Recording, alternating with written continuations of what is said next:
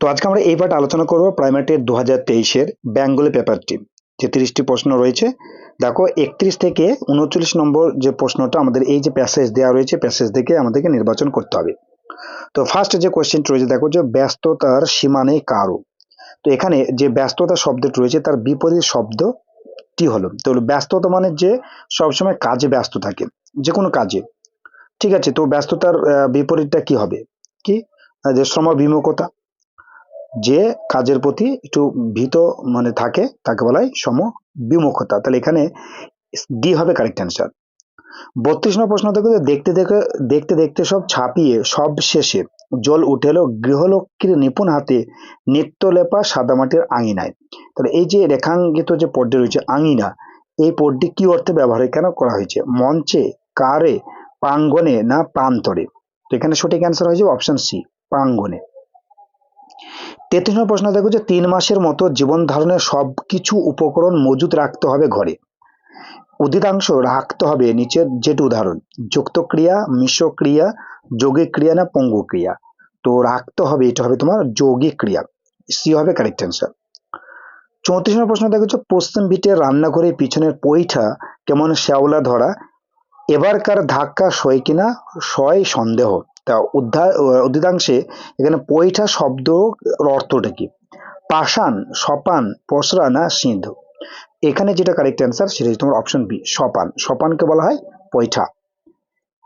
35 নম্বর প্রশ্ন দেখো যে দিদিমাকে খবরটা দিয়ে আসতে না আসতে আবার একটা ডবে আবার ছুটি। এখানে বাক্যটিতে গৌণ কর্ম কোনটি? তাহলে কাকে খবরটা দিয়ে আসতে বলা হয়েছে? দিদিমাকে। তাহলে এখানে তোমার দিদিমা হবে গৌণ কর্ম, অর্থাৎ বি হবে কারেক্ট অ্যান্সার। 36 নম্বর প্রশ্ন দেখেছো কথকের মা যে কলা গাছগুলিকে চিহ্নিত করেছেন সেগুলি যে কাজে লাগবে, সাঁকো তৈরি করতে, বেড়া বাঁধতে, ভেলা বানাতে, নৌকা তৈরি করতে। তো এখানে যদি প্যাসেজটি একটু পড়ো তাহলে সহজে বুঝতে পারবে। এখানে বলা হচ্ছে যে ভেলা বানাতে, তাহলে এখানে সি হবে কারেক্ট অ্যান্সার। দু একবার কিন্তু এগুলো পড়তে হবে, পড়লে কিন্তু অতি সহজ এই প্রশ্নগুলো অ্যান্সার করা। অর্থাৎ বাংলা পাঠটা খুবই সহজ এসছে, কঠিন সেরকম নেই। ইংলিশ পার্টটা যেহেতু একটু ডিটেলস, মানে তোমার প্যাসেজটা বড় হয়েছে, ইংলিশ পার্টটা একটু কঠিন হয়েছে। প্যাডাগজি তোমার বেশ কঠিন আছে, ইভিএসটাও বেশ, কিন্তু বেশ যে নতুন যে টপিকগুলো আছে সেগুলো থেকে একটু বেশি ফোকাস দিয়েছে। তো ওভারঅল প্রশ্ন কিন্তু খুবই কঠিন। ওকে, 37 নম্বর প্রশ্ন দেখো, সকাল থেকে অবিশ্রাম বৃষ্টি ঝরছে, তা একই তালে ঝরঝর ঝমঝম। উদ্ধিতাংশে ঝরঝর ঝমঝম এই শব্দটি মানে ব্যবহৃত বৃষ্টির কিসের জন্য? ঈশ্বর দূনতা বোঝাতে, আশঙ্কা বোঝাতে, তীব্রতা বোঝাতে, স্থায়িত্ব বোঝাতে? ভালো দেখো, ঝমঝম ঝরঝর করে বৃষ্টি হচ্ছে মানে কি, তার তীব্রতা কত সেটা কিন্তু বুঝাতে কিন্তু এখানে বলা হয়েছে এই গদ্যাংশে। তাহলে এখানে সি হবে কারেক্ট অ্যান্সার। শুদ্ধ বানানটি লিখুন। এখানে যে চারটে তোমার যে বানান রয়েছে এটা কিন্তু এখানকারই অংশ, অর্থাৎ এই যে প্যাসেজ রয়েছে, কেননা আমাদের বলে দিয়েছে 31 থেকে 39 পর্যন্ত প্যাসেজ থেকে, তাহলে এই বানানটা কিন্তু এই প্যাসেজে রয়েছে। তো প্যাসেজের যে সঠিক বানান যেটা রয়েছে তোমার একটু যদি দেখে নাও, এই দেখো এখানে এগিয়ে আসে মুরমুহ, তাই না? তাহলে এখানে বি হবে কারেক্ট অ্যান্সার, অর্থাৎ আমাদের 38 নম্বর বি হলো কারেক্ট অ্যান্সার। ভিটেই ঘর, ভিটের ঘর, অর্থাৎ 39 নম্বর যে কারেক্ট অ্যান্সার অপশন সি। তাহলে দেখো এখানে কিন্তু প্যাসেজ থেকে প্যাসেজ প্লাস গ্রামাটিক্যাল কিন্তু বেশি এসেছে।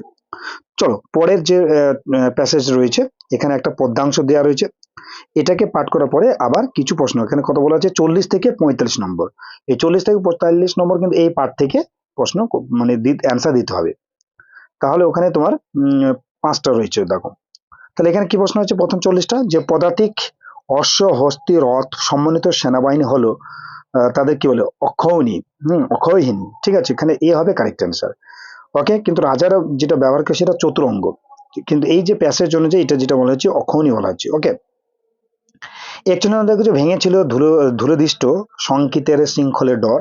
এখানে শৃঙ্খল মানে যে শব্দটার তার যে সন্ধিবদ্ধ রূপ, মানে সন্ধি বিচ্ছেদ করতে গেলে হবে যে ইঙ্গক হয়ে থাকলে কি হয়? ম হয়, তাই না? আর খল, তাহলে সিং প্লাস খল, ইঙ্গ থাকলে সেটা হচ্ছে ম হয়, তাহলে সিম প্লাস খল ইজিক্যাল টু শৃঙ্খল। তাহলে এখানে আমাদের সি হলো কারেক্ট অ্যান্সার। 42 নম্বর দেখো, যে শান্তিপ্রিয় মুমূর্ষ শ্মশানেতে এনেছিল আহব সংবাদ, আহব এর শব্দের বিপরীত কি? আহব মানে তোমার যেটা, এটা যে তোমার কষ্টকর, ঠিক আছে, তো এর বিপরীত কি হবে? তোমার শান্তি। কি হবে? একটা আরামপ্রিয়, সেটা যে ডি হবে কারেক্ট অ্যান্সার। উত্তাল উর্মির তালে বক্ষে তব লক্ষ কোটির পদগ্ন পণ্যক উৎসব, পণ্যক এই কথাটির অর্থ কি? পণ্যক এই কথাটির যেটা অর্থ হবে তোমার ভুজঙ্গ, অর্থাৎ এ হবে কারেক্ট অ্যান্সার। 43-এর এ হবে কারেক্ট অ্যান্সার। ঠিক আছে, ভুজঙ্গ শব্দটা দেখো, যা পণ্যক শব্দের অর্থ হচ্ছে তোমার ভুজঙ্গ। ছিলে তুমি ভারতের অমাময়ী স্পন্দহীন বৃহবল শ্মশানে, তুমি যে ধরনের সর্বনাম, তুমি যে ধরনের সর্বনাম, সেটা হচ্ছে ব্যক্তিবাচক, পার্সোনাল। ঠিক আছে, অর্থাৎ এখানে বি হবে কারেক্ট অ্যান্সার।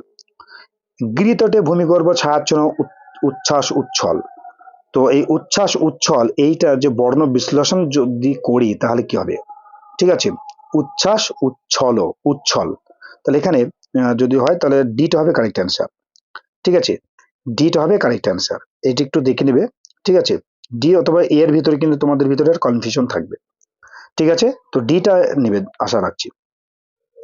46 প্রশ্ন দেখো যে নিচের কোনটি ও মৌলিক স্বরধ্বনি নয়, মৌলিক স্বরধ্বনি নয়, সেটা তোমার উ উ মানে এই যে দীর্ঘ, ডি হবে কারেক্ট অ্যান্সার। নিচের সঠিক জোড়টি পছন্দ করুন, মানে সঠিকটা ব্যবহার করতে হবে। দেখো এখানে যে আপন মানে নিজ, ঠিক আছে, আপন মানে দোকান, এটা ঠিক আছে। একটু দেখে নিই যে বান মানে কি বন্য হয়, তাই না? আমরা যদি বিটা দিকে দেখাই, দেখো যে অর্ঘ্য, অর্ঘ্য মানে কি মূল্য, তাহলে এখানে বিপরীত আছে। আর অর্ঘ্য হচ্ছে পূজার উপকরণ, তাহলে এইটা এদিকে যেত, এটা এদিকে আসতো। ঠিক একই রকম বান মানে বন্যা, এই বান মানে সৎ। আবার কাঁচা মানে অপক্ষ, আর এই কাঁচা মানে জলে ধুয়ে দেওয়া, তাহলে এটা কিন্তু যে বি সি ডি কিন্তু বিপরীতে হচ্ছে, কিন্তু সঠিকটা হয়েছে তোমার এ, তাহলে এখানে 47-এর এ হবে কারেক্ট অ্যান্সার। যা বলা হবে, এই যে প্রশ্নটি, এটা যে অ্যান্সার মানে যেটা দেবে সেটাই কিন্তু কারেক্ট অ্যান্সার। এটা কিন্তু প্রশ্নটা ঠিক আছে, কিন্তু অপশনগুলো কিন্তু ভুল আছে। ওকে, তাহলে এটি যদি অ্যাটেম্প টু অ্যান্সার, যে অ্যাটেম্প করবে তাকে অ্যান্সার দিতে বাধ্য, কেননা যা বলা হবে তাকে বলা হয় তোমার বক্তব্য, যা যা বলা হয়নি তাহলে অনক্তি। তাহলে এখানে বক্ষমান মানে প্রবাহমান। ঠিক আছে, এই বক্ষমানটা দেখো, তো আমি যতটা এটা 100 না হলে কিন্তু 99% এটা বলছি যে এটা তোমার অ্যান্সার করলেই কিন্তু অ্যাটেম্প করলেই অ্যান্সারটা দিতে বাধ্য, দেখবে এটা মাথায় রাখবে। মানে 48 নম্বরটা, মানে দুটো প্রশ্ন এরকম আছে। 55 48-এর পর 49 দেখো, নিচের গুচ্ছগুলির মধ্যে যেটি স্বরধ্বনি প্রায় অল্প প্রাণ, অল্প প্রাণ সেটি চিহ্নিত করো। তাহলে এখানে দেখো যে অপশনগুলো রয়েছে, এটাতেও মনে হচ্ছে যে তোমার এই সি নাম্বার, এটা হবে কারেক্ট অ্যান্সার, কিন্তু গয়ের পর যে চ, এই চটা, এই ছটা হতো তো চ হতো। ঠিক আছে, চটা হতো চ, তারপর তোমার তো এখানে তোমার এই সাধারণত এটা ভুল হতে পারে, প্রিন্টিং মিস্টেক হতে পারে বা কোনো কারণে হতে পারে, তো এটা অ্যাটেম্প টু অ্যান্সার, মানে এই 49টা তুমি অ্যান্সার দেবে, নইলে একটা শব্দের জন্য তোমার সেই কেস বাবার তো অপেক্ষায় রয়েছে, কেস করে দেবে। তো এই দুটো প্রশ্ন কিন্তু অ্যাটেম্প টু অ্যান্সার হবে আশা রাখছি। এলইডি, নম চমস্কি থেকে নেওয়া আছে এলইডি, অর্থাৎ লার্নিং অ্যাকুইজিশন ডিভাইস, সি হবে কারেক্ট অ্যান্সার। 51 নম্বর প্রশ্ন দেখো, একজন বাঙালি চেন্নাই 6 মাস থাকলেন এবং সর্বদা তামিল ভাষা শুনলেন, এরপর তামিল ভাষার বর্ণমালার সঙ্গে পরিচয় না ঘটলে তিনি তামিল ভাষা বুঝতে পারলেন, মানে কি এটাকে সে অ্যাকুইজিশন করলো। এখানে তোমার সি হবে কারেক্ট অ্যান্সার, সেটা হবে কারেক্ট অ্যান্সার। ওকে, পৃথিবী, এই পৃথিবীটাকে যে বর্ণ বিশ্লেষণ করা হয় তাহলে কি পৃথিবীর প্রি মানে রিকার, তাই না? তাহলে এখানে তোমার ডি হবে কারেক্ট অ্যান্সার, এই শূন্যস্থানে অর্থাৎ আমাদের বক্সে ইকার লিখলে অ্যান্সার হয়ে যাবে। 53টা দেখে নিই যে চতুর্থ শ্রেণীতে বাংলা ব্যাকরণ পাঠ বিনিময়ের সময়ে একজন শিক্ষক শিক্ষিকা, একজন শিক্ষিকা শিক্ষক প্রথম উদাহরণ দিলেন, এরপর মানে আলোচনা করলেন, সর্বশেষে তিনি ছাত্রদের সহযোগিতার সংজ্ঞান পাঠ করলেন। এই ক্ষেত্রে তিনি যে পদ্ধতি ব্যবহার করলেন সেটা কোন ধরনের পদ্ধতি? ঠিক আছে, অর্থাৎ উদাহরণ, তারপর তোমার যে কি বলে তোমার প্রথম উদাহরণ দেবে, তারপর সেটার আলোচনা করলেন, তাহলে সে আরোহী পদ্ধতি। ঠিক আছে, আর যেটা নিয়ম তারপর আলোচনা, সেটাই তোমার অবরোহী পদ্ধতি। ঠিক আছে, এটা বাংলা এবং ইংলিশ, এটা খুব ইম্পর্টেন্ট, যাই হোক বাংলাতে চলে এসেছে। দেখো যে 54 প্রশ্ন, যে কোনো একটি পাঠ আলোচনায় শিক্ষিকা শিক্ষক তৃষ্ণা শব্দের সমার্থক শব্দ হিসেবে নিচের যে শব্দটি লিখবেন না, ঠিক আছে, এই প্রশ্নটা ভালো করে দেবে, লিখবেন না সেটা কি? পিয়াসা, অনুতর্ষ, উদন, এগুলো কিন্তু তৃষ্ণার সমার্থক শব্দ, আর গ্রসর মানে গ্রাস করা, মানে সেটা খেয়ে নেওয়া, এটা তোমার ডি হবে কারেক্ট অ্যান্সার, মানে এটা লিখবেন না। এবার আমাদের যেটা পরে যে কোশ্চেন রয়েছে সেটা তোমার যে 55, ধান সমেত খড়ের গাদাকে এক কথায় কি বলা হয়? সেটা হয়ে যায় পালুই, ডি হবে কারেক্ট অ্যান্সার। চতুর্থ শ্রেণীতে বাংলা বানান শেখার সর্বোত্তম পদ্ধতি কোনটি? সর্বোত্তম পদ্ধতি, এটা হচ্ছে প্যাডাগজি, অর্থাৎ 56 নম্বর যে প্রশ্ন সেটা তোমার ডি হবে কারেক্ট অ্যান্সার। শুদ্ধ বাংলা ভাষা পড়া এবং লেখার অভ্যাস করে তোলা, এইটা হবে কারেক্ট অ্যান্সার।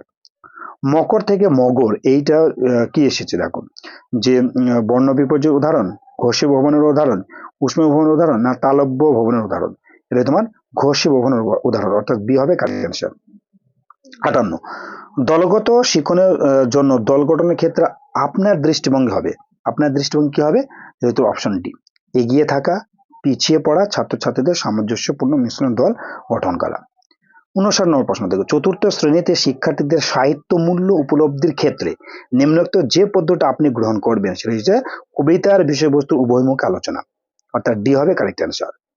লাস্টে যে প্রশ্নটা দেখো, যে সকাল শব্দের সমার্থক শব্দ নয় কোনটা?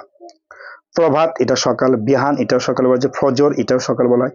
ত্রিজমাটাকে বলা হয় এর বিপরীত, অর্থাৎ রাত্রি, রজনী, ত্রিজমা এগুলোকে রাত্রি বলা হয়। তাহলে এখানে ডি হবে কারেক্ট অ্যান্সার। তো বন্ধু, এটাই ছিল প্যারামেটের 2023 এর বাংলা প্রশ্নের 30টি প্রশ্ন এবং তার উত্তর। যদি তোমাদের কাছে ভিডিওটি ভালো লেগে থাকে অবশ্যই লাইক, কমেন্ট, চ্যানেল নতুন হয়ে থাকে অবশ্যই চ্যানেলটিকে তোমরা সাবস্ক্রাইব রাখবে, আর বেশি বেশি করে শেয়ার করবে। পরবর্তী যে অ্যান্সারগুলো রয়েছে যে সাবজেক্টের, আমরা অল্প টাইমের মধ্যে কিন্তু তোমাদের সাথে সেটা উপস্থাপন করব। অলরেডি ইংলিশটা দিয়েছি, যদি কেউ না দেখে থাকো অবশ্যই আমাদের ডেসক্রিপশন বক্সে লিঙ্ক দেওয়া থাকবে, সেটা থেকে দেখে নাও। ভালো থাকবে, সুস্থ থাকবে।